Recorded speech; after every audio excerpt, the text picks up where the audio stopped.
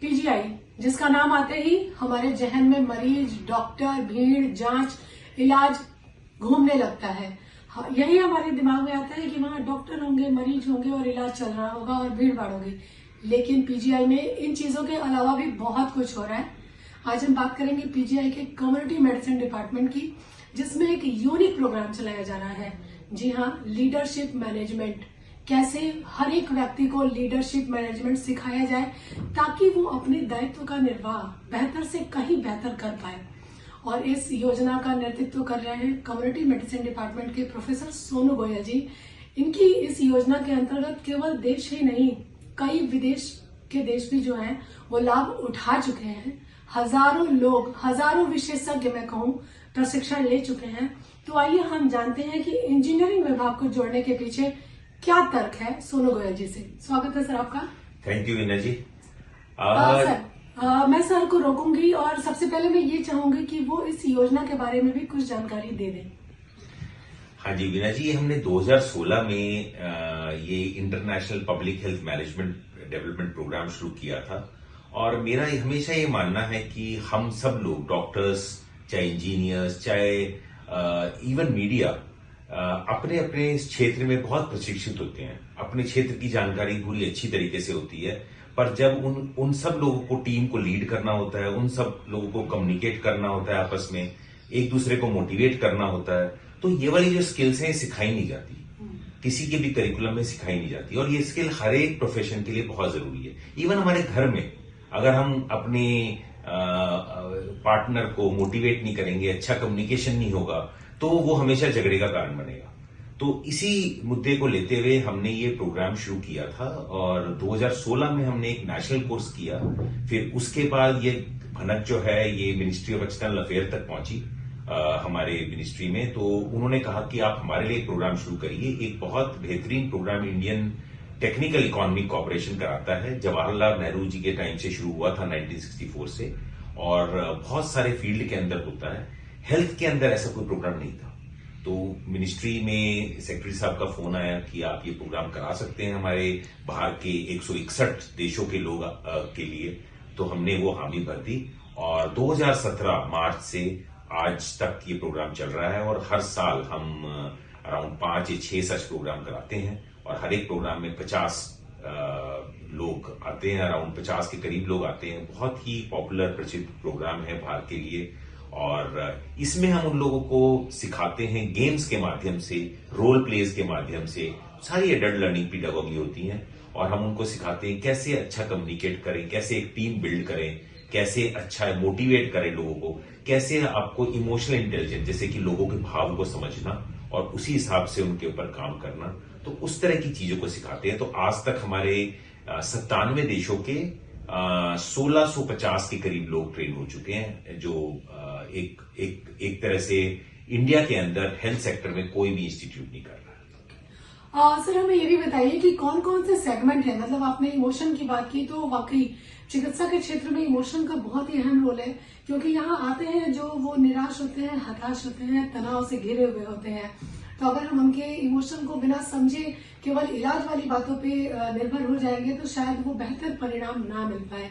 तो सर आप हमें ये बताइए कि आप ट्रेनिंग में उन किन किन टॉपिक को शामिल करते हैं मैनेजमेंट वाले। देखिए, जो इमोशनल की बात करी, इमोशनल कॉम्पिटेंस की बात करी, ये बहुत जरूरी है।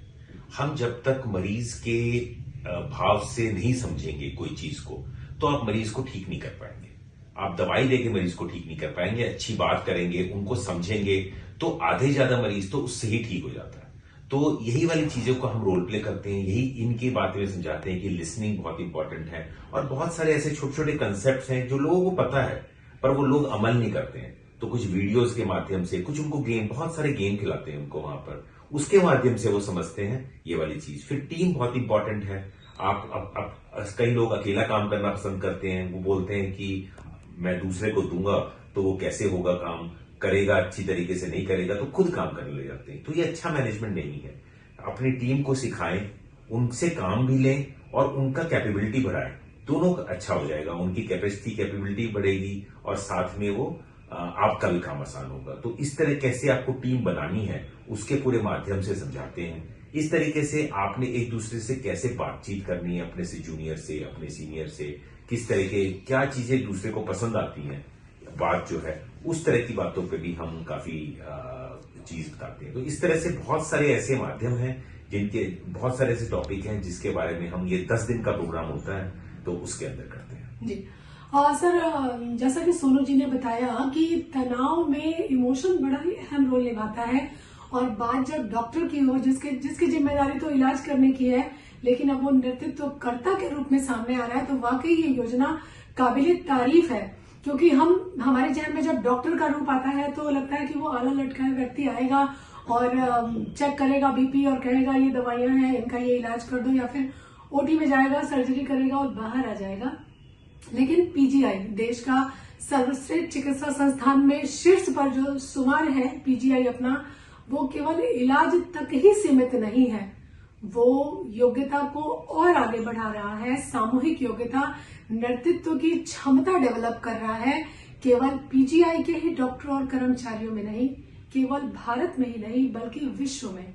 तो वाकई ये योजना काबिल तारीफ ही नहीं, आत्मसात करने वाली भी है। तो आइए हम सोनू जी से जानते हैं कि इंजीनियरिंग विभाग को इसमें शामिल करने के पीछे की रूपरेखा क्या है। वीना जी, ये बड़ा इंटरेस्टिंग है। जब हमने बात करनी शुरू करी तो एक बार हम डायरेक्टर साहब से मिले, डॉक्टर विवेकलाल से, तो उन्होंने कहा कि क्यों ना अपने डॉक्टर्स को करें पहले। आप बाहर के लोगों को करते हैं, तो हमारे डॉक्टर्स जो हैं, एमबीए की इंस्टीट्यूशन है, वो लीडरशिप की ट्रेनिंग देते हैं, तो आप क्यों ना दें, क्योंकि आप ज्यादा अच्छी तरीके से समझ सकते हैं। तो हमने ऐसे 4 से 5 कोर्सेज अपने डॉक्टर्स के लिए भी करे, जो हमारे पीजीआई के डॉक्टर्स थे, तो उनकी भी लीडरशिप ट्रेनिंग की, उनको बहुत अच्छा लगा ये वाला। तो ये फीडबैक गया, तो हमारे विभाग के प्रोफेसर अरुण कुमार अग्रवाल, तो उन्होंने भी, उनकी बातचीत हुई डायरेक्टर साहब से कि क्यों ना हम इंजीनियरिंग डिपार्टमेंट को भी ऐसी चीज के लिए करें, बिकॉज वो इंजीनियरिंग विभाग के भी अध्यक्ष हैं आजकल की डेट में। तो उन्होंने कहा कि इंजीनियरिंग विभाग में कुछ चीजें ऐसी हैं, बहुत अच्छा है ये विभाग, बहुत अच्छे काम करता है, अलग अलग स्किल है, पर टीम के अंदर काम करने में मुश्किल होती है, और बहुत सारी ऐसी चीजें हैं जो लैक करती हैं, जो उन्होंने देखी। तो यही प्रारूप था कि जिसके बेसिस पर हमने एक उनके लिए स्पेशल प्रोग्राम डिजाइन किया, और ये प्रोग्राम 3 फेज में किया। तो एक दिन हमने उनको बताया कि टीम क्या इंपॉर्टेंट है, टीम की इंपॉर्टेंस क्या है, और उनको टीम गोल्स बनवाने सिखाए कि टीम के साथ बैठकर, जैसे बायोमेडिकल डिवीजन है, इलेक्ट्रिकल है, इंजीनियरिंग है, तो 50 लोग आए ऐसे, हर एक डिवीजन के 5-5, 6-6 लोग आए, और हमने सब लोगों को मिलकर बैठाया एक टेबल पे। इंजीनियरिंग, इलेक्ट्रिकल भी बैठे हैं, बायोमेडिकल भी बैठे हैं, और ये सब, तो उन्होंने मिलकर एक प्रॉब्लम ली पीजीआई की, और उन्होंने उसका एक प्लान बनाया कि हमने इस प्रॉब्लम के ऊपर ये वाला प्लान हम बनाना चाहते हैं, उस पर काम करना चाहते हैं। अभी अगले वाले शनिवार में जब हम करेंगे, उनके इंडिकेटर्स कैसे वो प्रोग्राम बनाएंगे, उसकी पूरी रूपरेखा, उस पर चर्चा करेंगे, और उसके बाद उनका हम over a period of time ये देखेंगे क्या उन्होंने किया, फिर उसमें क्या चैलेंजेस आए और कैसे उन्होंने उसको सॉल्व किया। तो इस तरीके से पीजीआई के अंदर जो इंजीनियरिंग विभाग है, वो भी आगे, मतलब वर्ल्ड, हमारे देश का सबसे अग्रणी विभाग होगा, बिकॉज ये वाली जो ट्रेनिंग है, ये वाली ट्रेनिंग हमेशा लैक करती है। जी, सारी बातों का एक ही निचोड़ है कि एकता में जो ताकत छुपी है, उसको जिसने समझ लिया, सफलता उससे दूर नहीं रहेगी। वो डिपार्टमेंट डॉक्टरों का हो, स्टाफ नर्स का हो, टेक्निकल स्टाफ का हो, या फिर इंजीनियरिंग डिपार्टमेंट का ही क्यों ना हो, निर्माण करना है, इंजीनियरिंग विभाग के जिम्मे निर्माण की जिम्मेदारी होती है। तो अगर एकजुटता से कार्य योजना तैयार हो, उसका प्रगति शुरू हो, तो वाकई एक कंप्लीट रूपरेखा हमारे सामने आएगी, जिसको फिर किसी स्तर पर काटा नहीं जा सकेगा।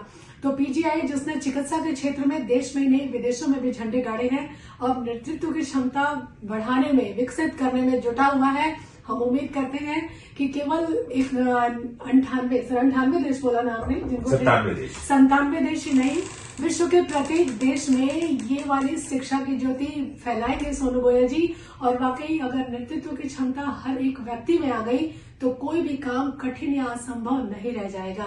तो अमर उजाला चंडीगढ़ के साथ बने रहिए, वीना तिवारी के साथ फिर मुलाकात होगी। धन्यवाद। आपके राज्य की खबरें, आपके शहर की खबरें सबसे पहले जानने के लिए देखते रहें अमर उजाला। चैनल को सब्सक्राइब जरूर कर लें और पाएं हर अपडेट।